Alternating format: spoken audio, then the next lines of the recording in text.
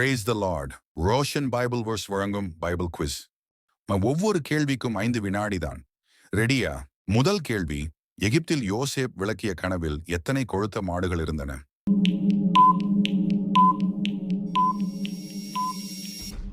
சரியான பதில் 7.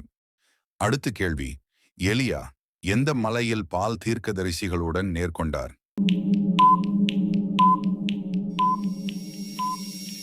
சரியான பதில் கர்மேல் மலை. அடுத்த கேள்வி, யோவான் ஸ்நானக்காரர் எந்த பூச்சியை உணவாக எடுத்தார்?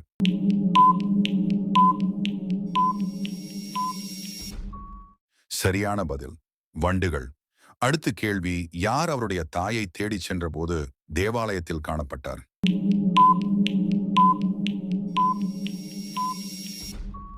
சரியான பதில் இயேசு. அடுத்த கேள்வி, யார் 3 முறை சேவல் கூவுவதற்கு முன் இயேசுவை மறுத்தார்?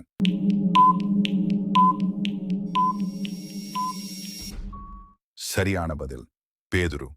அடுத்த கேள்வி, யார் கர்த்தரே பேசுங்கோ, உங்கள் ஊழியக்காரன் கேட்கிறான் என்று சொன்னார்?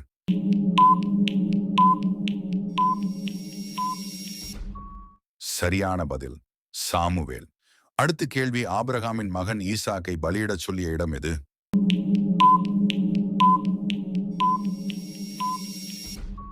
சரியான பதில் மோரிய மலை.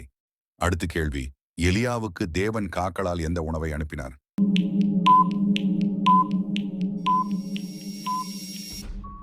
சரியான பதில் அப்பமும் இறைச்சியும். அடுத்த கேள்வி, தாவீது எத்தனை கற்களை தேர்ந்தெடுத்தார் கோலியாத்தை சமாளிக்கும் போது?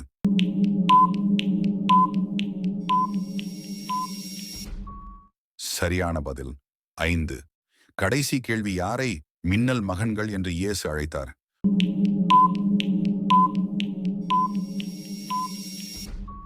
சரியான பதில் யாக்கோபும் யோவானும். எத்தனை சரியா கெஸ் பண்ணீங்க? கமெண்ட் பண்ணிட்டு போங்க. அடுத்த பைபிள் குவிஸில் சந்திப்போம். தேவன் உங்களை ஆசீர்வதிப்பாராக.